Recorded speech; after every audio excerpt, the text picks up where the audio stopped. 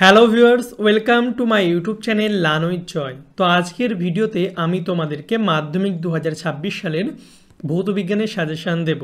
এর আগের ভিডিওতে আমি তোমাদেরকে পরিবেশের জন্য ভাবনা থেকে যে মোস্ট ইম্পর্ট্যান্ট প্রশ্ন তোমাদের পরীক্ষায় আসতে পারে তোমাদের টেস্ট আর ফাইনাল পরীক্ষায়, তার সম্পূর্ণ আলোচনা করেছিলাম। সেই ভিডিওটা তোমরা না দেখে থাকলে আমি ডিসক্রিপশন বক্সে লিঙ্ক দিয়ে দেবো, সেখান থেকে তোমরা দেখে নেবে।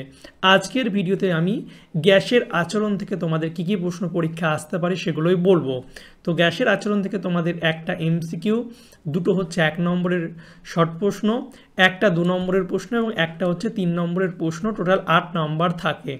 এবং এখান থেকে মূলত এই যে 2 নম্বরের প্রশ্ন, এখান থেকে তোমাদের মূলত অঙ্কই বেশি থাকে, অর্থাৎ অঙ্ক করতে দেয়। ঠিক আছে, তো আমি সম্পূর্ণ সাজেশনই দিয়েছি 2 আর 3 নম্বরের প্রশ্ন। যে প্রশ্নগুলো দিয়েছি তোমরা এগুলো ভালো করে পড়বে। এগুলো বিভিন্ন মাধ্যমিক পরীক্ষাতে বিভিন্ন বছর এসেছে, তাছাড়া বিভিন্ন স্কুলেও এই প্রশ্নগুলো কিন্তু টেস্টে দিয়েছে। আমি সব প্রশ্নগুলো কালেক্ট করে এক জায়গাতে করে তোমাদের দিচ্ছি, তোমরা ভালো করে পড়ো। আশা করছি এর বাইরে তোমাদের পরীক্ষাতে আসবে না, এবং এই প্রশ্নগুলো শুধু তোমাদের টেস্টে না, এগুলো কিন্তু তোমাদের মাধ্যমিকেও কাজে লাগবে। আমাদের মেন টার্গেট কিন্তু মাধ্যমিক পরীক্ষা। ঠিক আছে, তো দেখো প্রশ্নগুলো কি আছে। প্রথমে 2 নম্বরের জন্য যেগুলো দিয়েছি সেগুলো হচ্ছে প্রমাণ চাপ কাকে বলে, তারপরে নির্দিষ্ট ভরের কোনো গ্যাসের আয়তন উল্লেখ করতে তার চাপ ও তাপমাত্রা নির্দেশ করতে হয় কেন, চাল সূত্র অনুসারে ভি বনাম টি লেখচিত্রের প্রকৃতি কি। এটা 2020 সালে এসেছে। মাধ্যমিকে কোন প্রশ্ন কত সালে এসেছে সেটা পাশে তোমাদের সুবিধার জন্য লেখাও আছে, তাহলে তোমরা বুঝতে পারবে যে প্রশ্নগুলো কতটা ইম্পর্টেন্ট। তারপরে বেলুন ফোলালে চাপ বৃদ্ধির সঙ্গে সঙ্গে আয়তন বৃদ্ধি পায়, এটি কি বয়েলের সূত্রের বিরোধী, ব্যাখ্যা করো। তারপরে গ্যাসের চাপের ওপর উষ্ণতা বৃদ্ধির প্রভাব কি, এটা 5 এবং 2001 সালে এসেছে, 2005 এবং 2001 সালে। ওকে, এরপরে গ্যাস সংক্রান্ত চার্লসের সূত্রটিকে লেখচিত্রের ভি বনাম টি সাহায্যে প্রকাশ করো, এটা রিসেন্ট 2017 সালে এসেছে।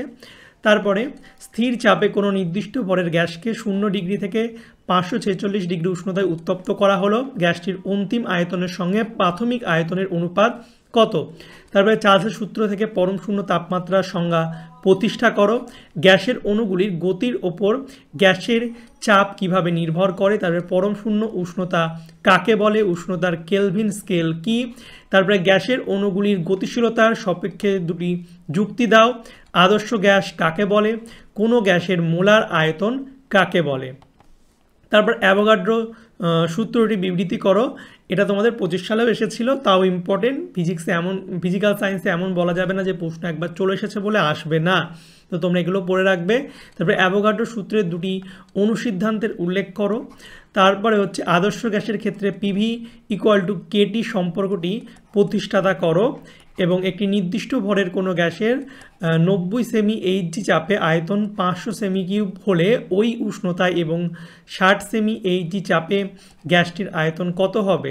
তারপরে দেখো আর একটা অঙ্ক আছে, তো অঙ্কগুলো তোমরা যেগুলো আছে এই চ্যাপ্টার থেকে দিয়েছি অবশ্যই ভালো করে পড়বে।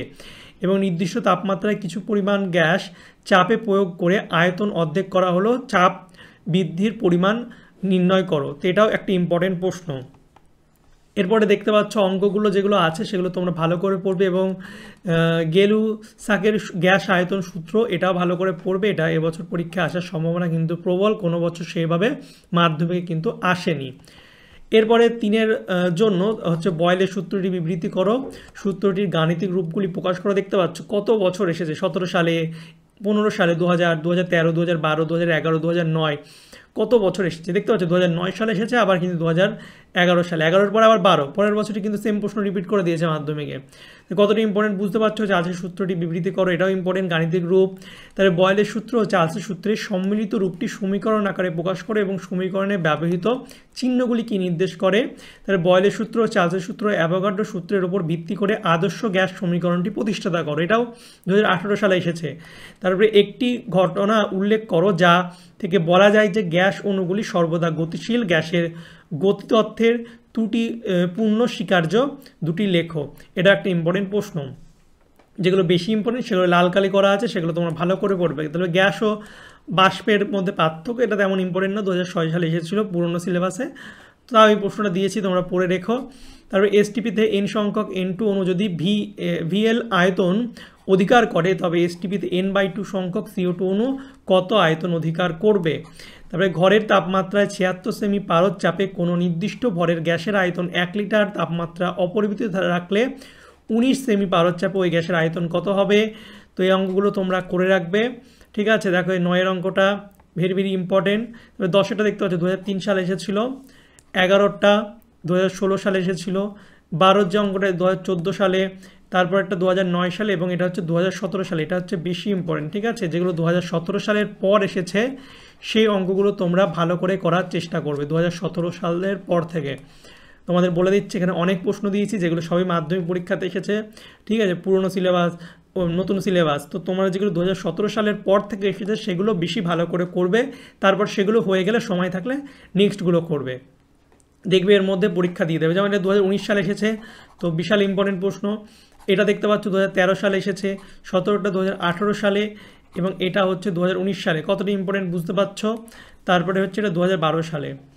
এটা দেখতে পাচ্ছ 2020 সালে এসেছে, প্রচণ্ড ইম্পর্টেন্ট। এবং 26এরটা হচ্ছে এটা 2020 সালে এসেছে। তো ভালো করে করবে, ওকে।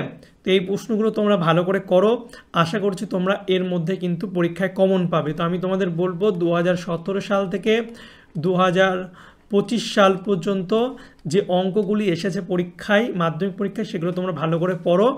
তারপর হয়ে গেলে যে প্রশ্নগুলো আছে সেগুলো করবে, দেখবে তোমরা এর মধ্যে কিন্তু পরীক্ষা কমন পেয়ে যাবে। তো ভিডিওটা ভালো লাগলে অবশ্যই লাইক কমেন্ট শেয়ার করবে, চ্যানেলে নতুন হলে চ্যানেলটিকে সাবস্ক্রাইব করবে। আর তোমাদের কী রকম ভিডিও লাগবে, কী সাজেশান লাগবে সেটা আমাকে অবশ্যই কমেন্ট করে জানাবে। আমি কিন্তু তোমাদের সব কমেন্ট পড়ি, তোমরা যেরকম কমেন্ট করবে আমি সেই রকম ভিডিও তোমাদের জন্য বানিয়ে দিয়ে দেবো, ওকে।